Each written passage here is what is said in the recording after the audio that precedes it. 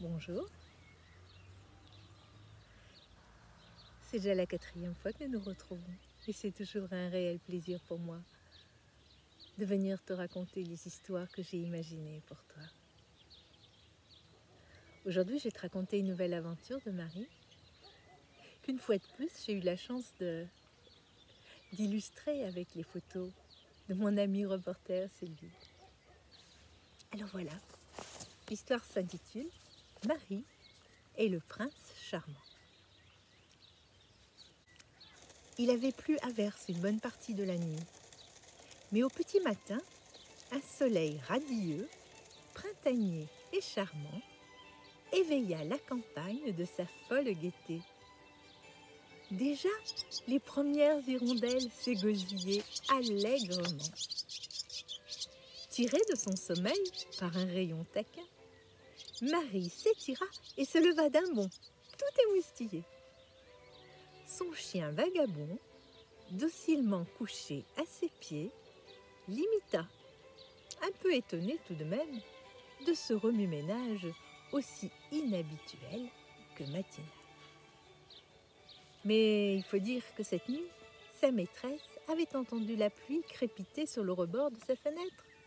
À présent, elle ressentait une irrésistible envie de fouler la pelouse vert tendre pour en goûter la fraîcheur et l'énergie vivifiante propre au petit matin de printemps. Elle enfila prestement le vieux jean de la veille et son chandail bleu et lança joyeusement la petite phrase magique « Viens, Vagabond, allons nous dégourdir les papates !» Sitôt dit, sitôt fait. Et les voilà qui se dirigent tous deux vers la porte de derrière ouvrant sur le jardin. Sur le perron, Marie s'arrête un instant pour enfiler ses jolies bottes rose fuchsia, rangées devant l'entrée, à l'abri, sous l'auvent. Mais au moment précis où elle s'en saisit, un éclair vert-jaune en jaillit à la grande surprise de l'enfant. Vagabond lui aussi en reste interdit. Oh, juste un bref instant, juste le temps nécessaire pour permettre aux fouillards, tout déconfits, de se dérober à leurs yeux. Et Marie a beau lui crier « Attends, mais attends donc !» Le batracien disparaît en 3 bonds sans autre forme de procès, laissant la petite indécise et un peu déçue. « Grenouille ou crapaud ?» se demande-t-elle. En tout cas, c'est un phénomène, champion toute catégorie de saut en longueur et de vivacité. Dommage qu'il ait été si pressé. Quelques jours plus tard, et contre toute attente, Marie reçut une visite singulière. Le champion de saut en longueur l'attendait sous l'auvent, juste à côté des bottes fuchsia. La petite fille en fut agréablement surprise. « C'est gentil d'être revenu, lui dit-elle, en évitant tout geste brusque pour ne pas l'effrayer. Et puis, elle implora « S'il te plaît, ne t'enfuis pas comme la dernière fois. » À son grand étonnement, le batracien prit la parole. « Je te prie de m'excuser pour ma grossièreté. J'avoue que je me suis sauvé un peu comme un voleur. » « C'est déjà oublié, reprit l'enfant. Et si nous en profitions pour nous présenter ?» Elle esquissa une révérence, puis annonça fièrement « Je suis Marie. Et toi, dis-moi, qui es-tu? Grenouille ou crapaud ?» Le batracien se redressa et répondit cérémonial « Childéric et de Armand, prince des crapauds. » Chéric, œil de verre, non, cils des friches. C.H. Appelle-moi C.H. C.H. Armand. Ce sera bien plus simple. C-H, Armand? Cela fait charmant, s'esclaffa Marie. Comme c'est amusant. Et en quoi est-ce amusant, je te prie? Rétorqua Childéric, légèrement froissé. Bah, tu te nommes Charmant, et tu es prince. Et Figure-toi que dans mon livre de contes, le prince charmant apparaît à la princesse sous l'apparence d'un crapaud, renseigna l'enfant. Elle aurait dû prudemment arrêter là son explication. Mais elle s'emballa et la suite lui échappa totalement. Lorsque la princesse lui donne un baiser, ta ta ta, le charme est rompu, la métamorphose opère et le crapaud se transforme en un prince charmant qui emporte la princesse dans son magnifique palais. Oups!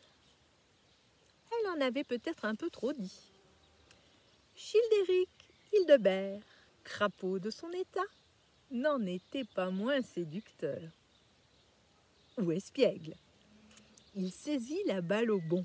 S'approchant de Marie, il lui tendit les lèvres en susurrant « Très intéressant. Veux-tu tenter ta chance? » non.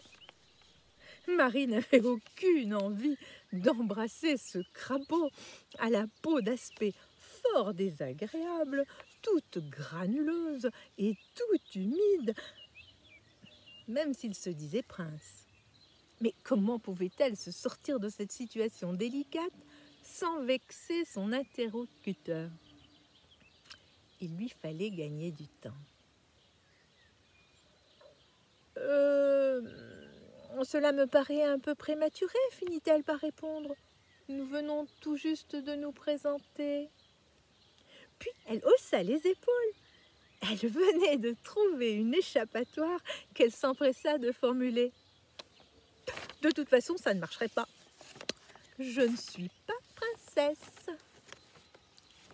Childéric Hildebert Armand, prince des crapauds, lui accorda le bénéfice du doute. Il n'était pas revenu pour quérir un baiser. Trêve de plaisanterie. Nous donnons actuellement un concert tous les soirs au coucher du soleil. C'est à la Grande Mare, juste après le vieux chêne. Je suis venu t'y inviter. Ce soir, nous chanterons pour toi. Pour moi, s'étonna Marie. Tu as bien entendu, en espérant que cette petite attention fera oublier mon incorrection passée.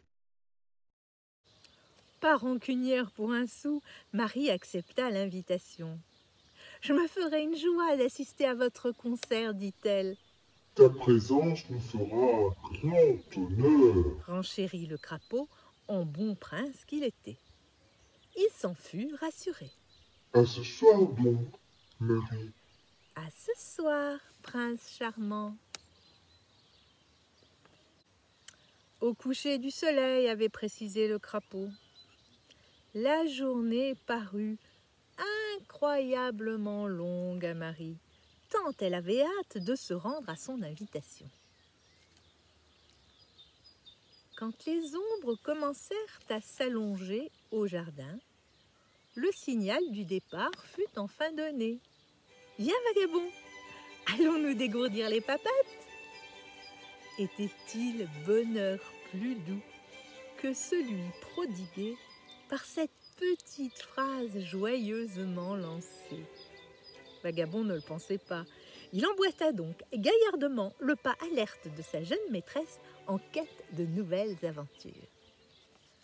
La Grande Mare se trouvait à 10 minutes environ de la maison de Marie. Comme elle était partie tôt, elle eut tout le loisir de s'installer confortablement. Elle choisit de s'asseoir sur un coussin de mousse au pied du vieux chêne, d'où elle pouvait embrasser du regard toute la vallée. Pour tromper son attente, Elle prodigua de longues caresses à Vagabond couché à ses pieds.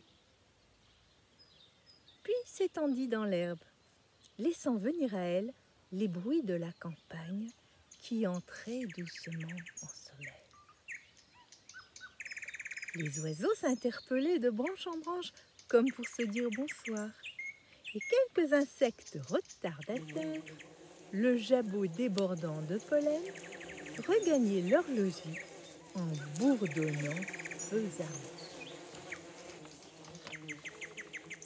À présent, le soleil avait fini sa course et resta un instant suspendu sur la ligne d'horizon, comme un gros ballon oublié. Puis il s'effaça tout à fait, en laissant un instant au nuage la mémoire de son souvenir rouge et or. Puis, ce fut le silence. Un silence solennel. Une parenthèse d'éternité entre chien et loup. Le passage mystérieux entre la fin du jour et l'entrée de la nuit. Le concert pouvait commencer. Il débuta par un prélude de stridulation nocturne, puis l'on entendit monter les premières vocalises. La mare s'anima soudain et d'innombrables coassements en cascade qui se répondaient vinrent se joindre au tout premier. Les voix semblaient venir de nulle part et de partout à la fois. La formation musicale était parfaite et l'ensemble harmonieux. Séduite et enthousiaste, Marie voulut encourager l'orchestre de chaleureux applaudissements, mais le résultat fut désastreux. Dérangés et surpris, les crapauds se turent instantanément. Désolé de sa maladresse, l'enfant rétablit le silence. Après quelques minutes d'hésitation, le concert reprit de plus belle, en un joyeux tintamarre où chaque participant rivalisait de virtuosité. La lune métamorphosait la campagne de ses rayons féeriques.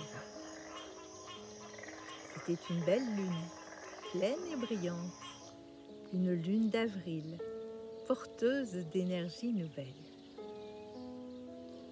Le spectacle son et lumière était d'une qualité exceptionnelle et Marie saurait bien rester toute la nuit à écouter et à admirer. Mais un coup de patte, suivi d'un bref jappement, l'éveilla de sa rêverie. Il était temps de rentrer. La petite fille se leva à regret et reprit le chemin de la maison, guidée par les doux rayons de la lune bienveillante.